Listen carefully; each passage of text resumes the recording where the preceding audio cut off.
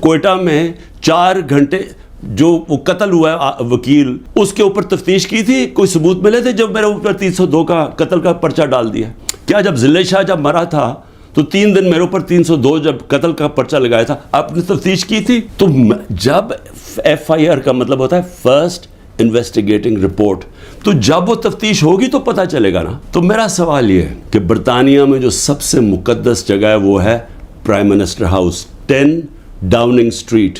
ہر دوسرے دن وہاں احتجاج ہوتا ہے، پرامن احتجاج ہوتا ہے. کبھی کسی نے اس کے اوپر روکا ہے؟ تو مجھے یہ بتائیں کہ جب ریجز کو دیکھ رہے ہیں مجھے اٹھا رہے اور کمانڈوز، تو کیا لوگوں نے کدھر جانا تھا؟ احتجاج ہی کرنا تھا نا. سوال یہ کیوں نہیں پوچھتے کہ وہ لوگ جو 25 لوگوں کو گولیاں سے مارا گیا، وہ لوگ جن کی نوجوانوں کی ٹانگیں چلیں گئی، 3 لوگوں کی ٹانگیں کٹی، جو بستر پہ ہے، جو کمر پہ گولی لگی، پیرالائز ہو گیا، وہ کیا پاکستانی نہیں تھے؟ ان کو کوئی حقوق نہیں ہے؟ ان کا کوئی نام ہی نہیں لے رہا کہ جی کور کمانڈر ہاؤس جلایا.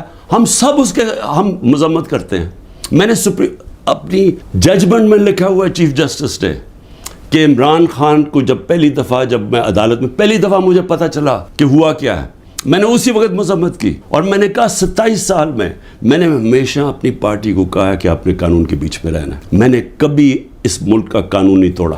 اور میں آج پھر کہتا ہوں کہ یہ جو کیا جا رہا ہے، یہ جو انکوزیشن ہے، یہ انصاف نہیں ہو رہا، ون سائیڈڈ ہے. کہ فیصلہ کر لیا کہ جناب آپ نے تحریک انصاف کو ختم کرنا ہے، تو ساری پارٹی کو، کتنے لوگ تھے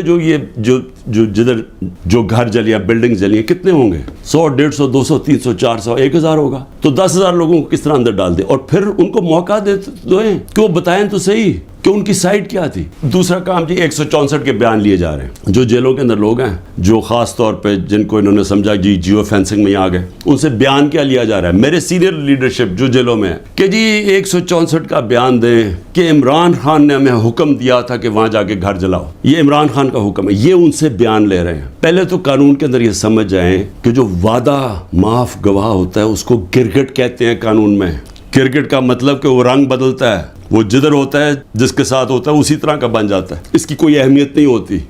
2 مہینے سے کوشش کر رہے ہیں. اعظم خان کو ادھر پکڑا ہوا ہے، سینئر پاکستان کا سینئر بیوروکریٹ، اس کو اغوا کیا ہوا ہے. اس سے پوچھ رہے ہیں کہ عمران خان کے خلاف کوئی بیان دو، کوئی 164 کا وعدہ معاف گواہ، اور لوگوں کے اوپر پریشر ڈال رہے ہیں جس کو پکڑا ہوا کہ جی اس کے خلاف بیان دو. میری جو بھی یہ لوگ لگے ہوئے کر رہے ہیں، میں صرف ان کو ایک پیغام دینا چاہتا ہوں کہ اس ملک کا سوچیں، اس کو تباہ نہ کریں. یہ جو آپ کرنے جا رہے ہیں کہ سب سے بڑی پارٹی جو اکثریت پبلک جس کے ساتھ کھڑی ہے، اور اکثریت کا مطلب 70-80% پبلک آج اس کے ساتھ کھڑی ہے، اس کو عمران خان کو ختم کرتے کرتے ملک کی جمہوریت، ملک کی آزادی، ملک کی ادارے، ملک کا آئین، اس سب کو آپ ختم کرتے جا رہے ہیں. اور اس سے قومیں بچتی نہیں ہیں، خاص طور پہ جو اخلاقیات ختم کر رہے ہیں. ساری مورالٹی ختم ہو گئی ہے. کیئر ٹیکر گورنمنٹ پہ وہ بیٹھے ہوئے ہیں، وہ ٹی وی پروگرام پہ کہہ رہے ہیں، ٹی وی پروگرام کی شرم بھی نہیں آ رہی کہ کیئر ٹیکر کا مطلب ہوتا ہے غیر جانبدار، نیوٹرل. وہ کہہ رہے ہیں جی ہم نے بانٹا تھا کہ اس کو اتنے نمائندے ANP کے آئیں گے، اتنے JUI کے آئیں گے اور اتنے فلانے کے آئیں گے. تو یہ تو یعنی اگر ہماری، مجھے افسوس ہے عدالتوں میں بڑا پریشر ہے، لیکن اسی کے اوپر سو موٹر ایکشن لیں کہ کیسے کیئر ٹیکر گورنمنٹ ہو سکتی ہے جو کہ تینوں پارٹیز کی بن گئی ہے. ہم اپنی گورنمنٹ گرا رہے ہیں، آئین کے مطابق کیئر ٹیکر آنا ہے، یہ آ کے بیٹھ گئے اور ہر قسم کی کرپشن ہو رہی ہے. آج کوئی فکر نہیں پڑی نیب کو کہ کرپشن کدھر ہو رہی ہے، کوئی FIO کو فکر نہیں ہے. ملک کھلے عام کرپشن ہو رہی ہے آج، اور صرف لگے ہوئے ہیں کہ جی کسی طرح اس پارٹی کو ختم کریں. تو میں صرف ایک تو یہ کہنا چاہتا تھا آج کہ میرا یہ جو ہوا ہے آج تفتیش، مجھے حیرت ہوئی کہ وہ یہ، بلکہ وہ ان کے ایسے وہ بول رہے تھے جیسے کہ آپ احتجاج بھی کرنا آپ کے لیے، آپ نے کوئی غداری کر رہا ہے ملک کے ساتھ، تو پھر جمہوریت ختم کر دیں، کہہ دیں مارشل لا لگ گیا، کہیں کہ پھر جناب جو مرضی وہ فیصلہ کریں گے وہ کریں گے. لیکن جمہوریت کے اندر ہمارا حق ہے کہ ناانصافی جب ہمارے سے ہوتی ہے اور سپریم کورٹ نے کنفرم کیا تو اس کے بعد ہمارا رائٹ ہوتا ہے پرامن احتجاج. اور میں پھر سے کہتا ہوں کہ جن لوگوں نے جلایا تھا کور کمانڈر گھر یا جو بھی جلائی ہیں بلڈنگز، ان سب کے اوپر ایکشن لینا چاہیے. میں سب سے پہلے کہتا ہوں، اور ہمیں کوئی انفارمیشن ہو ہم بھی آپ کی مدد کریں گے ان کے اوپر ایکشن لینے کے لیے، کیونکہ ہم نے نہیں کیا. دوسری چیز ہی اسرائیل آیا جی، اسرائیل کے اوپر ایک گورنمنٹ منسٹرز کہہ رہے ہیں کہ جی دیکھیں عمران خان کے، اسرائیل نے عمران خان کے لیے سپورٹ کر دیا. پہلے تو یہ ذرا میرے بیان سن لیں. یہ جب میں پرائم منسٹر تھا, یہ میرے بیان صرف یہاں نہیں ہیں, 2 پاکستان میں بھی ہے اور امریکہ کے اندر جا کے میں نے یہ بیان دیا ہے. یاد رکھیں, امریکہ کے اندر سب سے تکڑی لابی اسرائیل کی لابی ہے. امریکہ کے اندر سن لیں کہ میں نے بیان کیا دیا, اور پاکستان میں بھی پرائم منسٹر ہوتے ہوئے. امریکہ میں میری بیان کی کیا اہمیت ہے, کیونکہ یہ جو 2 ہیں نا, نواز شریف اور زرداری یا ان کے بچے, میں چیلنج کرتا ہوں کہ یہ جا کے امریکہ کیا پاکستان میں بیان دے دیں ان کے خلاف, لیکن امریکہ میں جا کے دیں.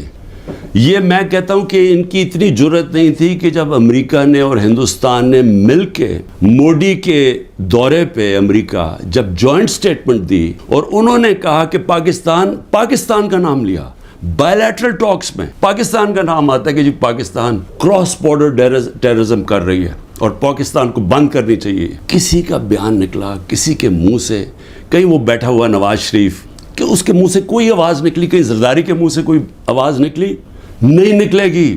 جب 400 ڈرون اٹیک ہو رہے تھے پاکستان میں, جو دنیا میں کوئی مثال ہی نہیں ہے کہ آپ جس کے لیے جنگ لڑ رہے ہیں وہ آپ کے ملک میں ڈرون اٹیک کر رہے ہیں, ان کے منہ سے ایک لفظ نہیں نکلا. اور میں آج اپنی اسٹیبلشمنٹ سے پوچھنا چاہتا ہوں کہ آپ ان لوگوں کی آج حمایت کر رہے ہیں جن کے اربوں روپے نہیں ڈالر باہر پڑے ہوئے ہیں.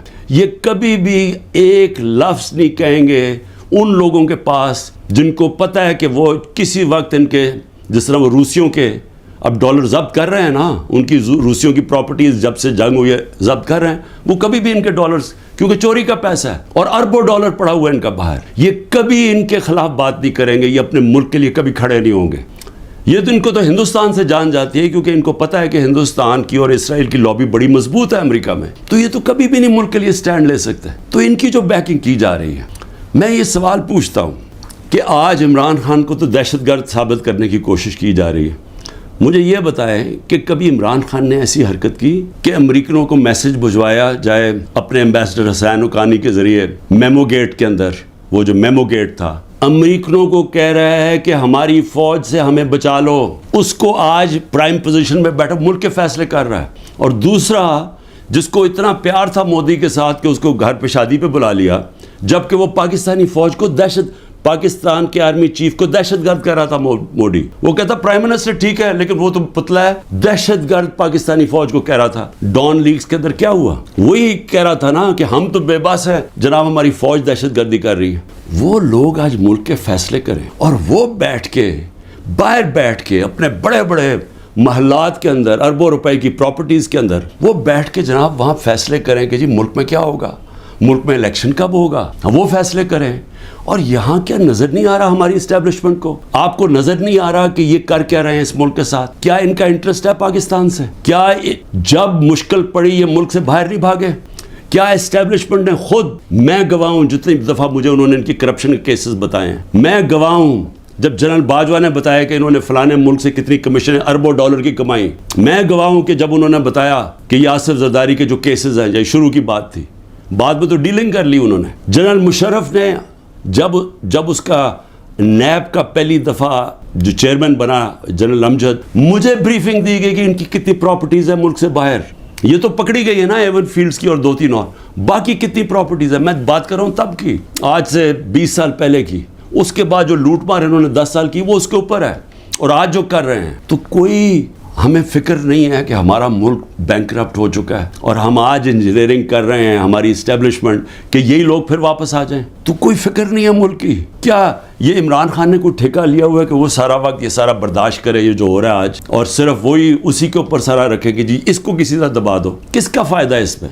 اور اس لیے میں آخر میں صرف یہ کہنا چاہتا ہوں کہ دیکھیں یہ بڑی خواب ہے پاکستان کی, بڑا, اس کے لیے بہت بڑے ذہن تھے علامہ اقبال, اس کے لیے جس نے کس طرح کی سٹرگل کی, وہ بہت ہی بڑے لیڈر تھے, قائد اعظم. اور وہ لوگوں نے اس ملک کو جس طرح بنایا, اور جس طرح قائد اعظم نے جب پہلی دفعہ پاکستان آئے, جب ابھی پاکستان نہیں بنا 3 ہفتے پہلے آئے, تو انہوں نے کہا کہ اپنے ADC کو کہ میں نہیں سمجھتا تھا کہ میری زندگی میں یہ پاکستان بنے گا. یہ وہ ملک تھا, اور ہم نے اپنی آنکھوں سے ہمارے بڑوں کو سنا, کیونکہ ہم تو پاکستان میں پیدا ہوا تھا. سارے ہمارے بڑے کہتے تو کتنے خوش قسمت ہو, آزاد ملک میں پیدا ہوئے. اور یہ ہمیں بدترین غلامی کی طرف جو لے کے جایا جا رہا ہے, ना कोई इंसानियत रहेगी, ना कोई हकूक है। जो मर्जी चाहे करें, कोई कानून तोड़ें, चोरों को ऊपर बैठा दो। जो फॉरेन पॉलिसी ऐसी है कि हम सारी दुनिया में जलील हो रहे हैं आज, जिनसे इतनी मेहनत की कि जी हम अमेरिका को खुश कर रहे हैं,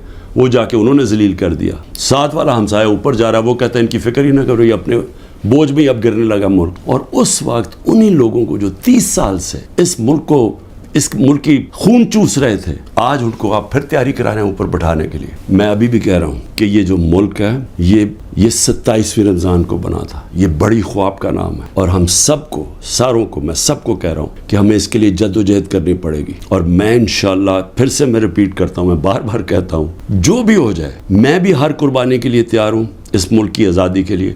और मैं आप सबको कह रहा हूँ कि आपको तैयार होना पड़ेगा कुर्बानी के लिए, क्योंकि आज़ादी घर में बैठ के नहीं मिलती, जंजीरें गिरती नहीं हैं, तोड़नी पड़ती हैं, जद्दोजहद करनी पड़ती है। पाकिस्तान जिंदाबाद।